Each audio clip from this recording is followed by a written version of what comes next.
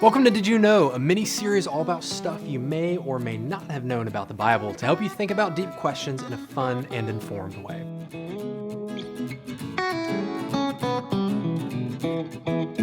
The nation of Israel plays a unique role in God's redemptive plan, and understanding its history is important for understanding much of the Old and New Testament. And since the Old Testament is not written in chronological order, it's kind of hard to figure out where and when everything happens. So in this episode, we'd like to give you a 50,000-foot view of Israel's history. So pop some popcorn, kick up your feet, because we're about to cover a lot of history. Let's start with the Exodus. This event was considered by many Israelites as the beginning of their national history. Around 1400 BC, the Israelites, aka the Hebrews, were an unorganized, oppressed group of people in Egypt. And God, through Moses, rescues the Israelites and sends them out into the wilderness. During this time, Moses receives the law and writes the first 5 books of the Bible known as the Pentateuch. Try using that in your next game of Scrabble. But because of their disobedience, they're forced to wander in the wilderness for 40 years as punishment. Now, fast forward a bit, Moses dies and his protege, Joshua, takes over. He's tasked with leading the Israelites into the land of Canaan, the land promised to them by God. This takes several long years and many bloody battles, but eventually, they're able to carve out enough space for this fledgling new nation to call home. And thus begins the period of the Judges, which, surprise, surprise, comes from the book of Judges. The judges of Israel weren't like our modern-day judges. Instead, they were special leaders raised up by God to save their people in times of danger. Think more Judge Dredd than Judge Judy. Now, the Israelites weren't the only new kids on the block when they arrived. Soon after, the Philistines came by the sea, probably from the land of Crete. And for many years to come, the Israelites and Philistines would clash over land again and again. All in all, the period of the Judges lasted about 200 years, and by the end, the people of Israel, who constantly cycled through idolatry, oppression, and eventual repentance, decided it was time to have a centralized government to keep the nation safe and unified. In other words, they wanted a king. God warned against it, but in true Israelite fashion, they did it anyway, and crowned a young man named Saul. Saul fulfilled their wildest dreams by winning military victories and fortifying several cities in Israel. He was a rock star, but over time he grew frustrated, angry, and even paranoid. He resented his advisors and also became fiercely jealous of a young officer named David.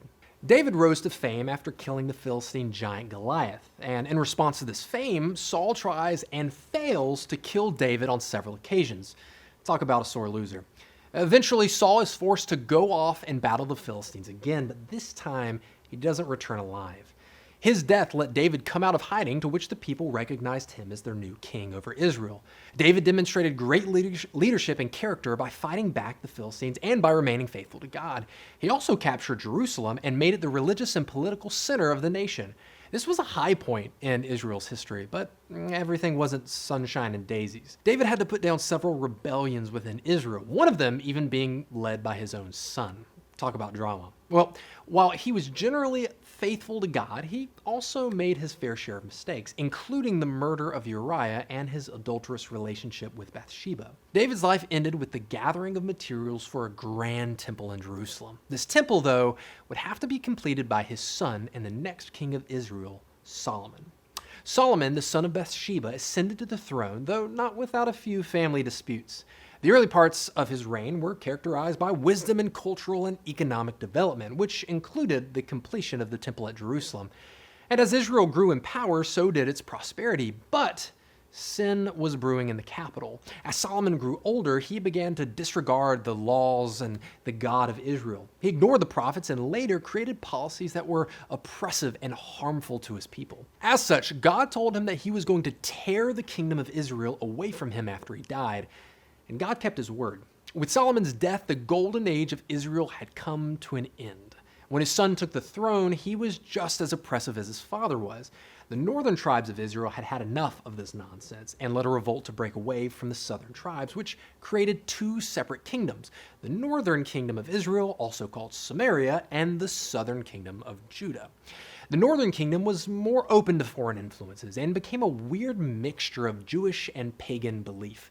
Prophets like Jonah, Amos, and Hosea tried to call Israel back to faithfulness, but their warnings fell on deaf ears. Eventually, the kingdom would be conquered by the rising Assyrian Empire to the northeast.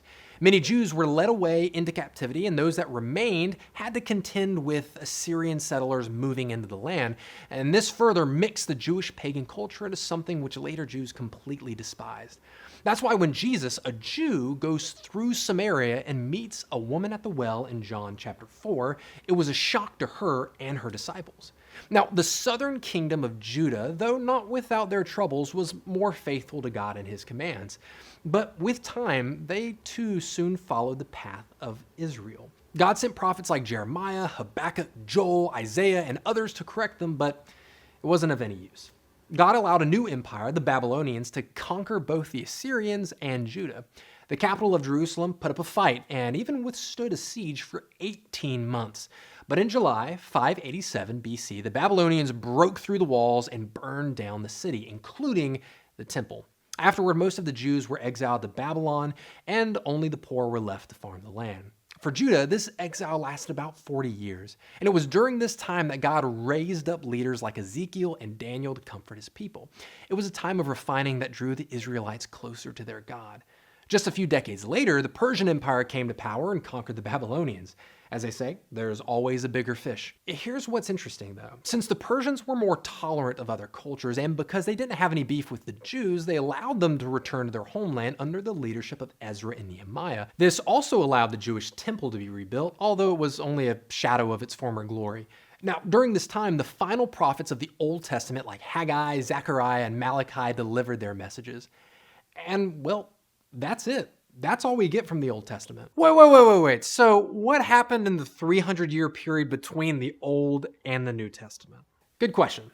Well, in short, the Greeks rose to power under Alexander the Great and pushed out the Persians. When Alexander died, Israel became a ping-pong ball that bounced back and forth between different Greek leaders until they eventually revolted. This came to be known as the Maccabean or Hasmonean period. The revolt led to some Jewish independence for about 80 years until the Romans came in and took over around 63 BC and appointed Herod as ruler over the Jews. Now, most notably, Herod gave the temple in Jerusalem a major makeover into the crowning jewel it was in Jesus' day. Though keep in mind that this was the same Herod who ordered the killing of the Jewish babies before Jesus was born. And there you have it, about 1,500 years of history in under 10 minutes or so. We might have left out a few things, but hey, if you learned something new, give us a like and consider subscribing. And maybe check out another video on our Did You Know series.